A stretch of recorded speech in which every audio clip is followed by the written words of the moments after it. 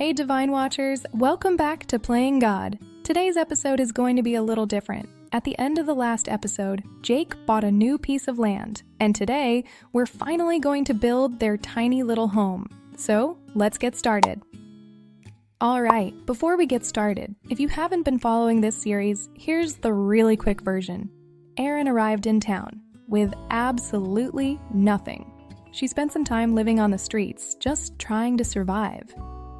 Along the way, she met Jake. There were a few awkward conversations, some questionable flirting, a surprising amount of emotional damage, and somehow they still fell in love. Jake invited Erin to move in with him, and his parents. Let's just say that didn't exactly work out. So they packed up what little they had, moved back out, and started over together.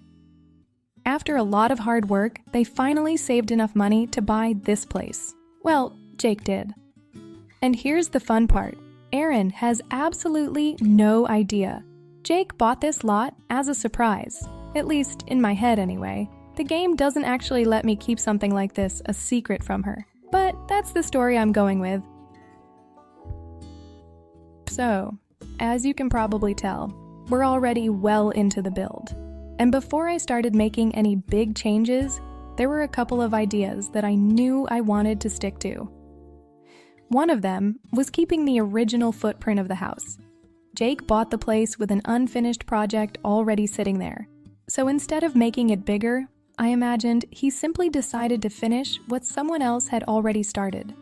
It would probably save them a few paradigms, and honestly, he was planning to build a tiny house anyway.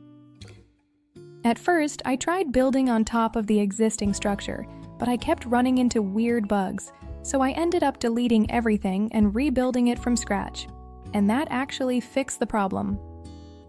The first thing I did was clean up the lot. There was construction debris and random clutter pretty much everywhere, so I cleared most of it away. There were only a couple of things I decided to keep: the giant shipping container and some of the scaffolding. Mostly because I could totally imagine Jake looking at them and thinking, yeah, I can probably use that someday. Especially the container. I also like to imagine he looked into getting rid of it, saw the price, and immediately thought, nope, it stays. From the very beginning, I wanted this house to feel affordable. Not ugly, not run down, just realistic. Like two people who finally managed to save enough money to have a place they could finally call their own. That's why the kitchen is really simple. The shower looks a little dated, and nothing feels luxurious. Because I don't think Jake would have spent every last paradigm trying to impress anyone. I think he'd be thinking about bills and about the future. For the first time in his life, he's learning how to stand on his own and step into the shoes of a responsible adult. At this point, the house is pretty much laid out. All the bigger furniture is in place. I've already unpacked all the things Erin and Jake have collected along the way and started finding a place for them. Once the basics are in place, it's finally time to make it feel lived in. Plants, rugs, toothbrushes, spices in the kitchen, a few hairs in the shower drain. You know, the essentials. One thing I kept thinking about was making sure the house didn't feel like it came straight out of a catalog. That's why not everything matches. Some of the furniture is a little worn, and some decorations feel a bit random. Erin and Jake didn't have the money to buy everything new, so a lot of what you're seeing is secondhand, repaired, or comes with a very mysterious backstory. While the speed build continues, let's talk Paralives. I think the biggest surprise for me so far is just how quickly I became completely addicted to this game. It feels very different from the life simulation games I'm used to. The art style is less realistic, the conversations give you less direct control, and there are still moments where I have to fill in quite a lot of the story myself. And somehow, I still can't stop playing. I actually like that conversations are a little less predictable here. They're still not incredibly difficult, but compared to The Sims, there's at least a chance your para will completely misunderstand the assignment, which Erin and Jake demonstrated several times during their very awkward flirting phase. Build mode is almost the opposite. There's so much freedom, and I've already seen people create some genuinely incredible things with it. I definitely don't consider myself an expert builder. Most of the houses I made in The Sims were fairly simple too, and I was always much more comfortable decorating an existing space than starting with an empty lot. But I think that's also why I want to experiment more with building in Paralives. The new tools make me want to step outside my comfort zone and actually try building things I never would have attempted before. I've even been thinking about doing something a little crazy, starting with a completely blank map and building an entire town from scratch. Not just placing buildings, but creating an actual world. Coming up with all the families, their stories, the history of the town, and all the little mysteries hidden around the map. Basically creating the kind of lore that makes a place feel alive. I think that would be such a fun project. Just slowly building a world, one piece at a time, and watching it grow. The only problem is, I have absolutely no idea where I'd even begin. I'm not even sure what kind of town I'd want to build. A busy city like Manhattan? A little Greek island? Maybe a cozy Italian village? Or something completely different? I actually think it would be really fun to hear your ideas along the way, and maybe build the town together, letting your ideas shape the people, the stories, and the lore as it grows. I know I'm already planning an entire fictional world for a channel that still has like 5 people watching. But I've always liked dreaming big. Anyway, one tiny house at a time.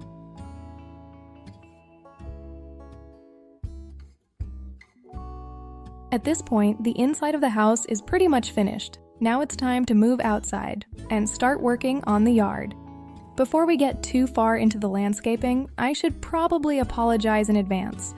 I was trying to stick to the whole "they're barely making ends meet" thing, but then I discovered the plants, and, well, things escalated.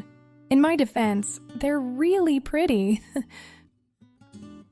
Okay, we do this every time something weird happens in this series. We come up with a story that explains it. I think I might actually have an idea.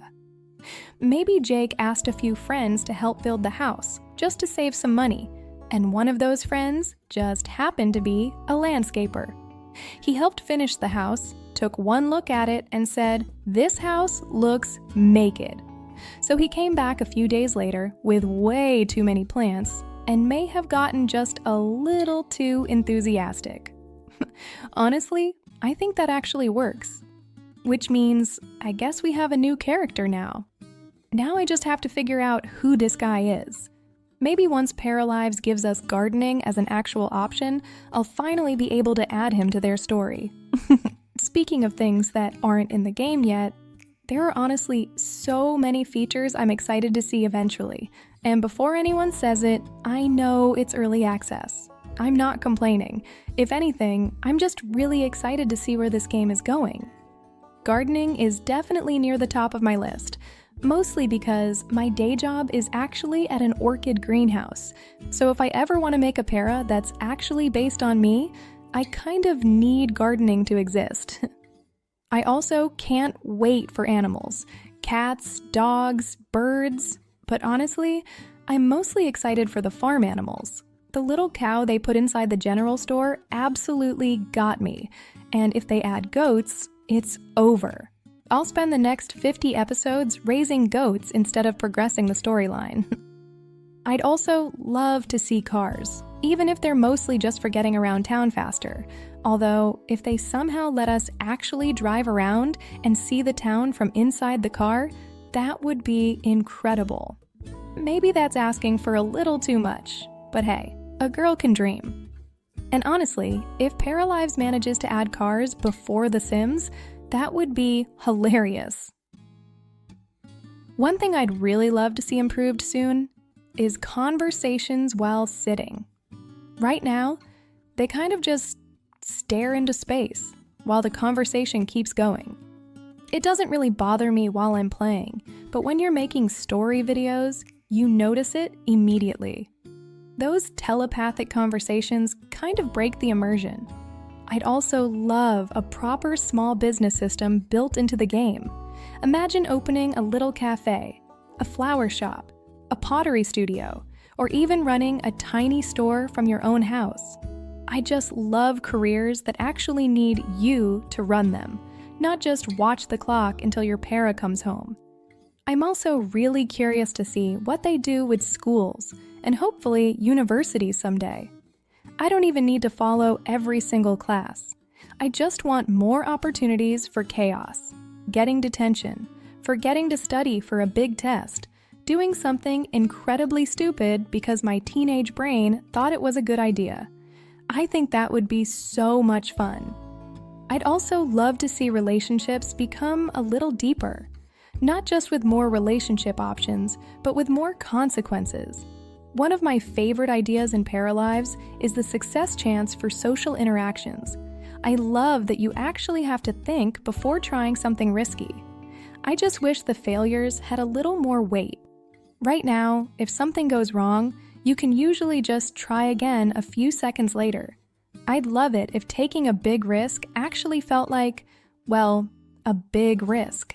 If you push a relationship too fast, maybe it takes a long time to rebuild that trust.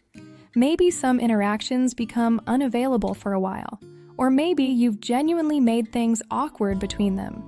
I think that would make every successful interaction feel so much more rewarding. Oh, and I'd also love an actual way to break up before starting a new relationship. Right now, everybody's just cheating on everybody. Anyway, another thing I'd love to see is vacations. Even if that means a loading screen. Honestly, I don't mind loading once if it means getting to visit a completely different place.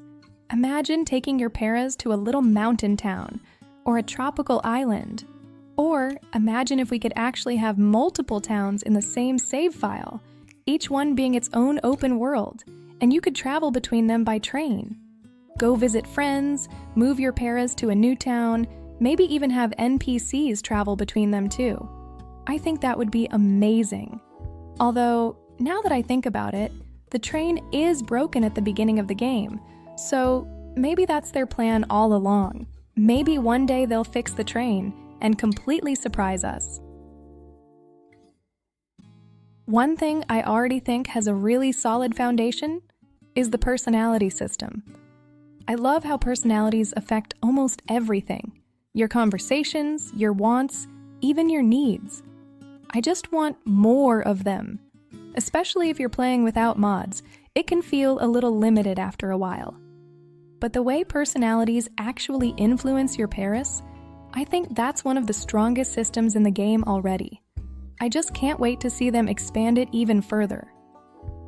As for build mode, most of my build mode wishlist isn't even about new features. It's mostly just polishing, fixing bugs, making certain tools feel smoother, like stairs, or rooms that refuse to connect for reasons I still don't understand. Although, that might just be me not knowing what I'm doing yet. Either way, that's early access. Bugs are part of the deal. And honestly, watching the game improve, update after update, is part of the fun. I'm sure I'm forgetting something really obvious, so let me know in the comments, what's the one feature you're most excited to see added? Well, I think we're just about done. For my very first speed build, I'd say I earned a passing grade, maybe even a passing grade plus. What do you think? I genuinely love to hear your feedback. What do you think I could improve for the next one? I really hope you enjoyed this episode. I'm going to leave you with a little tour of the finished house. Let me know if you think it actually suits Erin and Jake, and what you think should happen next, now that they've finally got a place of their own. I'm honestly really excited to start playing in it. I'll see you in the next episode.